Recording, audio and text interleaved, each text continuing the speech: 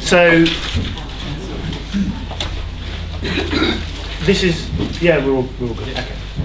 I'm going to talk about the revolution that we're all waiting for, that you've all heard about. The 90% of jobs in the future won't exist and all that sort of stuff. The revolution that's going to revolutionise everything, and some of the discussion around that. And I'm going to try and add a little bit of evidence to that discussion through my presentation. You will be able to access this presentation if you want on my blog afterwards, so there's quite a few references in there. So if you want to, I'll put this up on my blog and then you'll be able to click through to find any references that you're after. Okay, so, right. This is William Herd Kilpatrick in 1918. In 1918, William Herd Kilpatrick wrote an essay which became very popular and very influential, and the essay was called The Project Method. And I just realised I need to get my...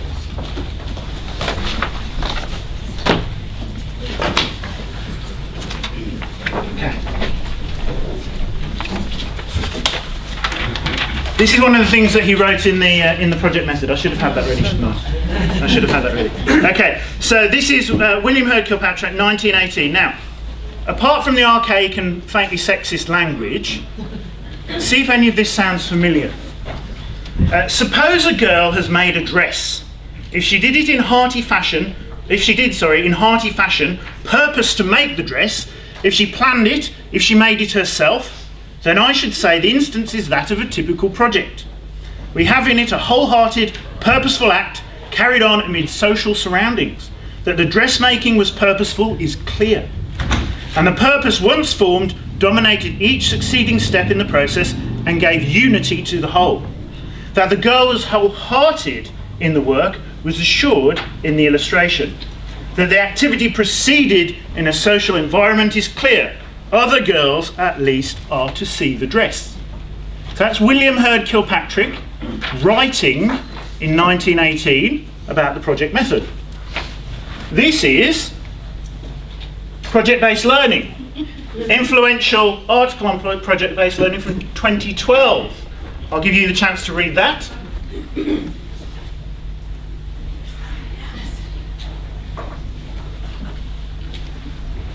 So, apart from a change in language, in how we talk about it, it's exactly the same thing. Nothing's changed here. For over 100 years, this is what Herd Kilpatrick says, he didn't even invent the term, he reckons. I did not invent the term, nor did I start it on its educational career. So for over 100 years, project-based learning has been the recommended approach by various educational gurus. I'll pause. That's all right.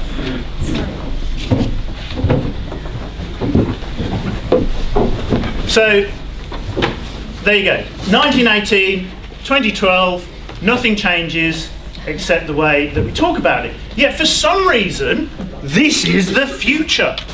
This is what we need to do to prepare all those students for the jobs that don't exist yet. We need to do project-based learning. It's a revolution. It's revolutionary. It's what we need to do. It's new. Where's the evidence for project-based learning? It's been around for over 100 years. Where's the evidence? Where's the evidence to support the use of project-based learning?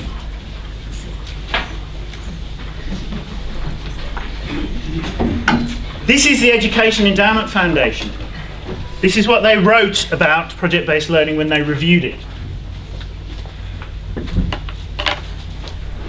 So it's been around for over 100 years, heavily promoted all that time, and the evidence seems to be weak.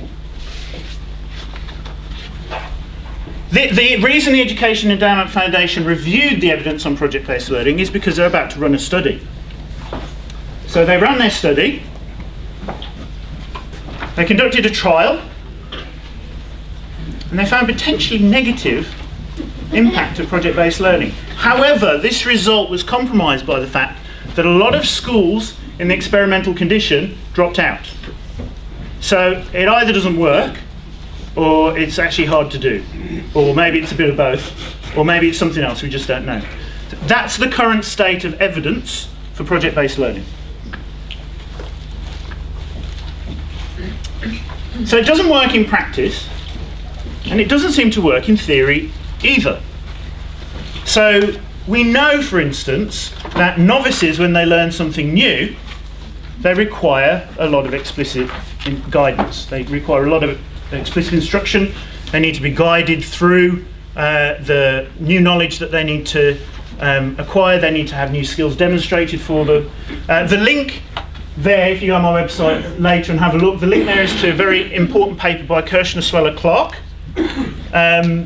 where they explain why, from a cognitive perspective, novice learners need full guidance. Open-ended tasks are better suited to people that already have expertise. One thing that's very interesting, when people talk about project-based learning, they often talk about expeditionary schools in the US. And I've had a look at the expeditionary school stuff. It's curious, and I think I've got this right. They have 8-week units, and it's the final third where they do a project. Now that to me doesn't sound like it's project-based. It sounds to me like they're teaching them the content and the skills, which they're then applying in a project. Now if you were to do that, that makes a lot more sense from a cognitive science perspective, because you give them the necessary tools to then apply in the project. We also know, and John spoke about this morning, that students don't necessarily make good choices. So we can look at studies back in the 1980s. Richard Clark looked at the choices that students made, and the more expert students tended to choose direct instruction, and the less expert students tended to choose unstructured problem solving, which was actually the opposite of what they needed, because their choices led them in the wrong direction.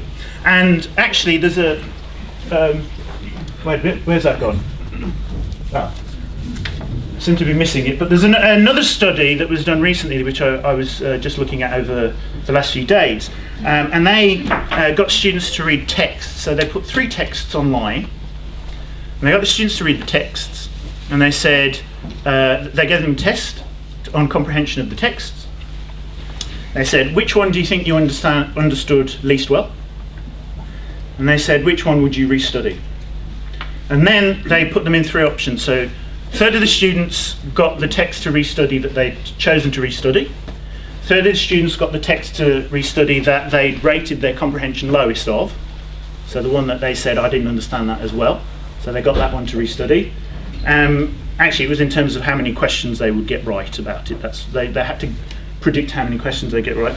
And a third were given the text selected by the computer on the basis of the one that they'd performed lowest in the test of comprehension. And actually, the students in that condition who had the text selected for them by the computer did better than the 2 groups of students who got the same result, essentially, the ones where they chose what to restudy, and the ones where they restudied the one that they'd rated that they had the lowest comprehension on. So this actually provides quite important evidence around student choices, yeah? I'd just like to know what that study was. I thought I had, it should be on my PowerPoint. It is missing. It's, there's a link on this. I seem to have an older version of the PowerPoint, but I did have a slide on it, but I don't know what's happened to it. So apologies for that. So why are people keen on the idea of project-based learning? Why is this always going to be the revolution that's going to change everything, that's going to solve everything, that's going to prepare kids for the future? It was preparing kids for the future back in 1918, if you read the rhetoric about it. That's exactly what it was going to do then, and that's exactly what people are proposing now. So why do people commit to project-based learning? Why is it such a fashionable idea? Well, if you ask people, they'll talk about things like innovation. and entrepreneurialism and things like that. They'll talk about 21st century skills. So they'll say, well, by doing projects, kids will learn to collaborate, they'll learn to be creative and things like that. They'll talk about motivation. They'll suggest that project-based learning is motivating for students, that it's more motivating than dreadful old traditional forms of instruction. They'll talk about things like deep learning. And what a lot of these claims have in common is that they're very difficult to assess. So whenever you put up a test and you say, okay, here's a test of what the students have learned, they'll say, oh yes, but it doesn't show up on, the effects of project-based learning don't show up on those sorts of tests. Because what it enables students is to sort of learn at a deeper level, or that they're developing creativity or something. Then if you even say maybe design an assessment of transfer, so the ability to transfer their understanding to a new context, then people will say, oh yes, but there's something else. There's something else that isn't captured in your assessments. So it's actually quite difficult to argue against, because people sort of want to believe in things like project-based learning, but they don't feel the need to have an evidence base, or rather it's the reverse of that. Any evidence that you present about project-based learning can be dismissed because it's not measuring the right thing. And this idea that it is inherently more motivating, I find that quite difficult to accept. There's a guy, David Perkins, in the US. He wrote a book, 2014, Future-Wise, all about the future. It's about the future. It's about the future. And he suggested things like a project where students plan for their town's future water needs or model its traffic flow. Now, I'm not sure that that's hugely motivating for kids. I don't see why those sorts of projects, typically they're supposed to be real-world, realistic projects. I'm not convinced that these are necessarily more motivating for students. Students like to spend a lot of time actually in make-believe worlds. They read fantasy books, they read Harry Potter and things like that. Why is it so motivating to model the traffic flow in the local town? I don't quite follow that argument.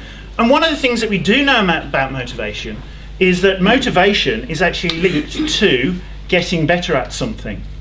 So there was an interesting study in Canada a couple of years ago, and they tracked students through early grades of maths, and they found that they assessed their levels of motivation, intrinsic motivation for studying maths, and they assessed their achievement in maths. And they found that intrinsic motivation didn't predict later achievement. However, they did find that achievement predicted later intrinsic motivation. So in other words, by getting better at the maths, they were getting more motivated about maths. Now, if that's the case, the goal of students and the goal of instructing them effectively don't conflict with each other. They're both, you want to select the same strategies because the same strategy will do both. On the deeper learning, I couldn't resist this opportunity. I have a little spoof blog site called Making Learners Extraordinary, and this is one of the graphics from my spoof blog site, and it's about it's a thinkiness scale, and this is my depth of thinkiness. So you've got shallow thinkiness at the top, which of course we all know is what we call a regurgitated indigestible facts, and really deep thinkiness at the bottom, which is interpreted answers. That's the thinking stuff. Yes? Did you see David Diddell's thing a week or so ago where he took the heavy roller to the idea of depth? David Diddell? No, I didn't actually, but you do see a lot of deep stuff. I noticed on John's slides this morning it had deep motivation has an basically effect. Put the heavy roller over the whole idea. I can send you a link to the article later. Great. And this is the other one, okay? So if you go around saying, but there doesn't be any evidence for this thing that you're asking us to do, people will call you a positivist. I didn't understand this at first, but when I looked into it, apparently positivists accept no a priori assumptions, and it's all about data collection and interpretation. And I don't even think I am a positivist because I accept a number of a priori assumptions about things that are right and things that are wrong and stuff like that. But apparently the quest for evidence in education is positivism, and therefore any argument mounted on the basis of evidence or a lack of evidence is a positivist argument, and that's the end of that, really. And there you go. But I'm not sure that that's very convincing, because I still want to see evidence for the things that I'm being asked to do. I think this is useful. So we've got project-based learning. Project-based learning has been around for over 100 years. We haven't got much evidence that it works. Lots of people are in favour of it. Lots of people are promoting it. Why? Well, when you talk to them, what you get is a rationalisation. So people will work backwards very, very intricately, very, very carefully, explaining why the evidence or the lack of evidence can be dismissed and why this thing is useful. However, I think that it's not just a fashionable idea that people are committed to. You do get this effect where once people are committed to an idea, they stake their reputation on it, they're associated with that idea, they introduce project-based learning, say, into a school. You're very unlikely to convince them that it's not an effective approach, because they've got so much invested in it. And that is a really important effect in a lot of these ideas, which is one of the reasons we need to get the evidence out there. People need to be aware of the research evidence before they opt into these sorts of programs, so at least they know what they're getting themselves into. However, I think that there are much deeper roots to things like project-based learning.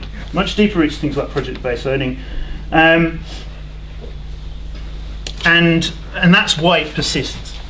So, for instance, it's not a coincidence that William Herd Kilpatrick, back in 1918, was writing about project-based learning. William Herd Kilpatrick was a student of John Dewey and was a major populariser of John Dewey's work. He was a leader of the Progressive Education Association in the US in the early part of the 20th century. And I think the two things are inextricably linked.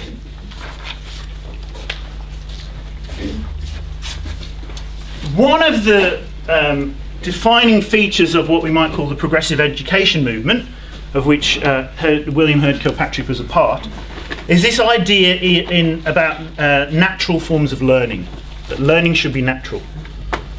This is Kieran Egan on this topic. Kieran Egan wrote a very good book, Getting It Wrong from the Beginning. It's worth having a look at if you get the chance. This is Egan. Once methods and curricula more hospitable to children's natural modes of learning were in place, their desire for knowledge would be released. The progressive movement in particular have been convinced of this idea. And in the 20th century, immense amounts of time, energy, ingenuity and money were expended on trying to make the learning in schools match children's spontaneous learning in household, street and field. This is G. Stanley Hall in 1901, one of the early leaders of the progressive education movement. The guardians of the young should strive first of all to keep out of nature's way and to prevent harm. These ideas can be traced back at least as far as Rousseau and his philosophy, romantic philosophy, and his ideas on the child in his book Emile outlines this idea that learning should be natural. It should be a natural process. Activity schools. Activity schools were a 1930s model of school, broadly based within the umbrella of progressive education. This is James M. Lynch in 1935 trying to define an activity school. 1936, sorry. The school becomes a place where children carry on, explore, converse, play games, build boats, kites, electric bells, aeroplane models, draw, paint, and form groups in order to produce a play, as they would in a world of their own. The function of the teacher is to guide children to do better those things in which they engage naturally. Reading, writing, arithmetic, geography, and history are learned just as talking is learned, as means to the realisation of desired ends. So that makes explicit this desire to make school learning more natural, more like the sorts of things that children will spontaneously engage in themselves. And that is the idea that sits behind when you strip away the rationalisations and people just committing to things and not wanting to back down, what sits behind all of that and what drives things like project-based learning is this idea that learning must be more natural, must be more spontaneous, it must be more authentic, it must look more like what people do in the real world.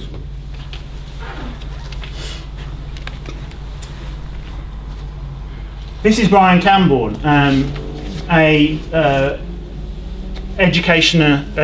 educator interested in the whole language. This is what he said. I'll give you a chance to read that.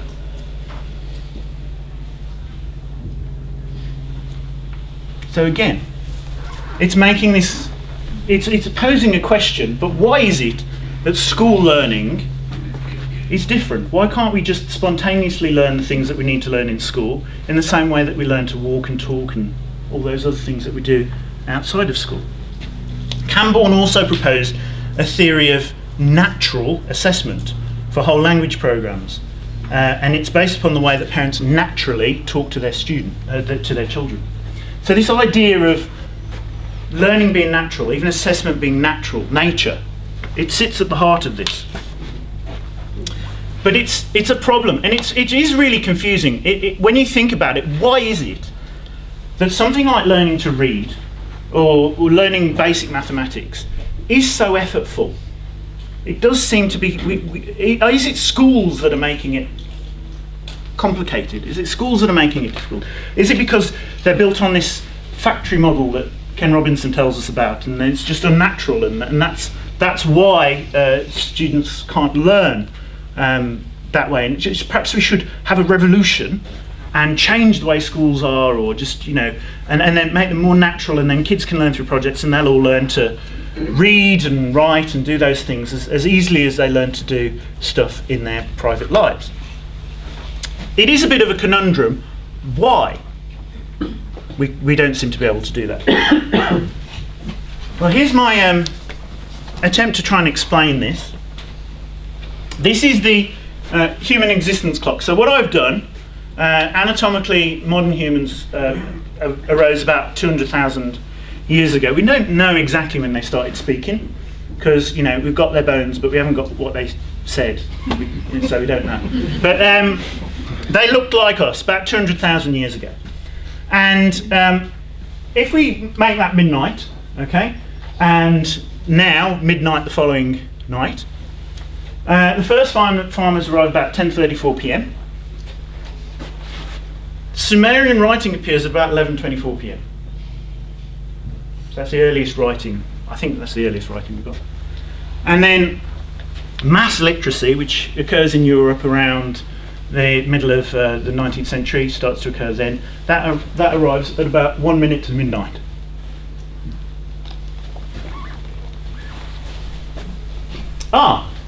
There's some Sumerian writing for you.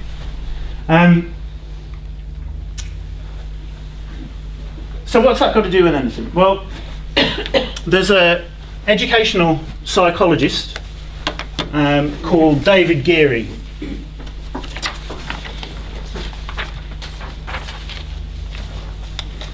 And Geary's got a theory of biologically primary and biologically secondary informational knowledge. He believes that over time we've evolved a sort of mental module for learning to speak. We can't just be born speaking, because we've all got these different languages and stuff, but we've learned we've evolved a module that enables us to learn to speak and pick up our native language and pick it up from our parents and things like that.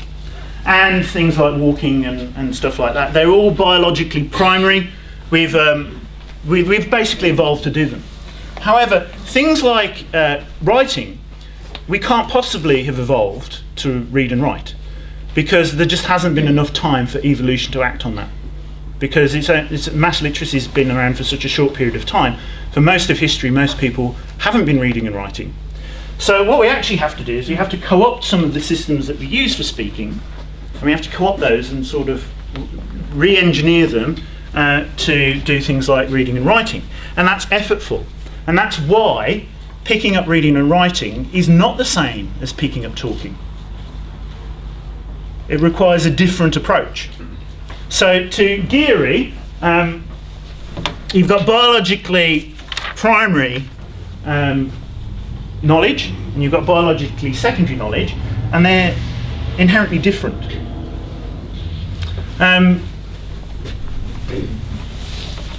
I've just realised I can answer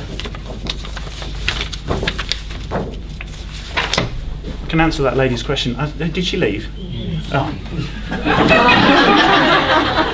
That's the paper. I've got it in my head. How restudied decisions affect overall comprehension for 7th grade students by, I think it's TD, Redford, Wiley and Griffin. But it's it's linked. It'll be linked on the one that I'll put up on there on my blog site.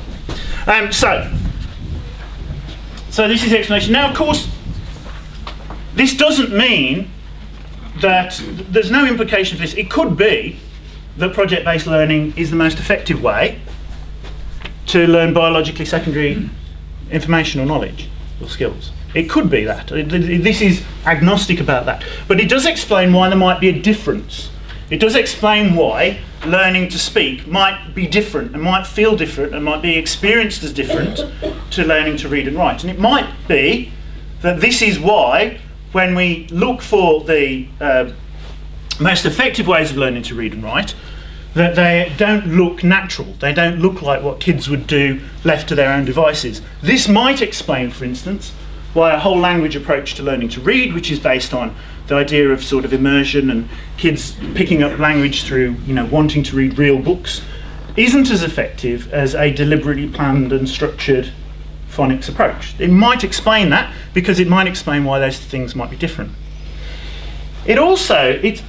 I think it draws out another intriguing possibility, and I'm just speculating here now, so I'm going a little bit off reservation, and this isn't anything I've got any evidence for. But teaching might be a biologically primary skill. I mean, presumably, for a very long time, people have been, yes? You're spot on. There's been some really interesting work done in memory, actually, looking at a series of inbuilt behaviours of adults and children from the age of babies. And there are signals that adults send that children automatically pick up on, which is, I'm going to teach you something. So it is actually biologically primary. I will send you the citation if you give me your email. Brilliant, Otherwise thank you. we'll have to rely on the thought. Thank you. No, that's great. So, there you go. So I just said it was all speculative, and it isn't. No, I didn't.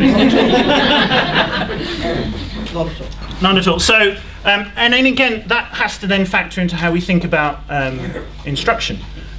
We know how resistant, for instance, we're always reading about how resistant teachers are to changing their practice, and for hundreds of years people have been trying to get them to stop standing at the front of the room and telling people stuff, yet look what's happening now. It seems incredibly resistant to that, and that might be linked to this sort of long history of doing similar things. So, how are we going to have time? Might have time for a few questions.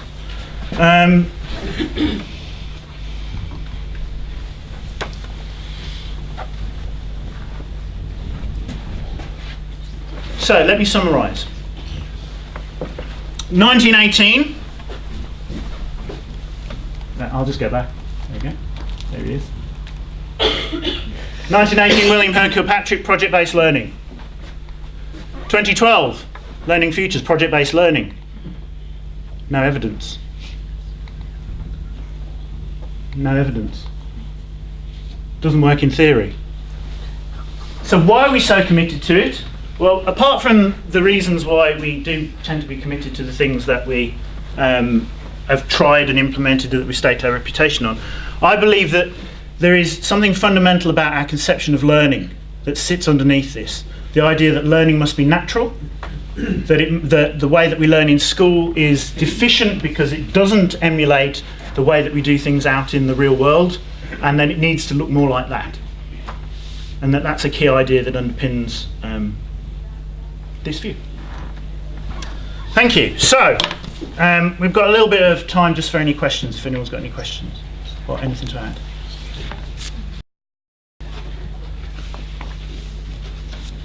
No.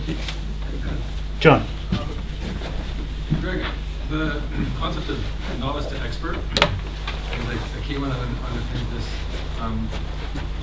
Your sort of take on project-based learning, I think. So I wonder do you think there are times in kind of a learning sequence for kids when they have developed a set of expertise or a certain level of expertise when project-based learning might be appropriate, or do you think it's just kids kind of generally in school aren't expert enough at anything for project-based learning to be appropriate? I don't think we've got evidence to suggest that definitely you should do projects at the end of a sequence of instruction. I don't think we've got much strong evidence to say you definitely should. However, theoretically, it would be a lot less not harmful, but it makes a lot more sense to go there. So one of the things that we have to try and work out is the novice expert continuum, and when we can release control more to the students from the teacher's explicit instruction, and that's quite complicated, and that's what we have to work out when we're designing sequences of instruction. If you have students who are sufficiently expert in an area, then they can do more open-ended tasks. Now that could be writing writing to an essay prompt, or it could be conducting a project. I can't say yes, that would definitely be a really effective thing to do, but it certainly makes a lot more sense than setting out with novices from the start doing project work. Yep. You've obviously given project-based learning, certainly in that form, a bit of a bagging, and that's music to my ears. But in terms of very general advice for schools, if there were one or two things you think are, rather than putting resources into something like this, what should schools be putting resources into? Okay, so on Monday, for my talk at the ACE conference, I'm going to talk about explicit instruction. I'm going to talk about what that means, because I think we're already starting to see in Australia that people are applying the label explicit instruction to all sorts of things that aren't really explicit instruction. But I would take my definition, I'd go back to the process product research of the 1960s, 1970s, looking at teachers who produced the largest gains with their students. It's all correlational, so it's not experimental, but there's some pretty strong findings from there. Rosenshine has summarised Rosenshine's Principles of Instruction. It's in American Educator magazine. It's very good summary of that research and its findings, and the sorts of things that you need to do. One of the things that when I was talking about motivation, and I was talking about success is important in motivation. Well, if you look at Rosenshine's principles, he says that you should try and obtain an 80% success rate for students. Now, that's just come from correlational observation, so this is the more effective teachers tended to do this. But why might that be the case? Well, it might be that it builds this sense of self-efficacy. So I can do this, which is linked to motivation, and so that could be one of the ways that works. So I think there's a lot in that, and I would pursue that rather than having these revolutions about project-based learning or maker spaces or all these other things that are really quite popular. Just touching on that point, I think it's in a similar realm when people are on the creative bus that we must have creative spaces, and this is creative, and you've just got to let kids go to be creative. Your thoughts on that and some of the cognitive research that's come out in talking about how creativity, building that foundational knowledge base relates to. Well, I'm not aware of specific research on that. However, I do think that people fetishise creativity as if all creativity is the same. Now, you can doodle something on a piece of paper, and that's creative, but it's not necessarily got a huge amount of value. What is the creativity that's valued in society? That always is built upon a broad set of knowledge and skills. So, a creative response to a software engineering problem requires someone who knows a lot about computer programming, software and things like that. So I don't think we can, it's this idea, this reification of these generic skills. So the idea that creativity is a skill. Well, it isn't. Like, you can be creative in this area, you can be completely not creative in that area. It depends on domain knowledge. The idea that critical thinking is a skill, well, in one of the articles that Dan Willingham's written for American Educator, he says, sometimes children can think critically about things, infants can, And yet scientists, when they're looking at a domain that's not their area of expertise, can't think critically.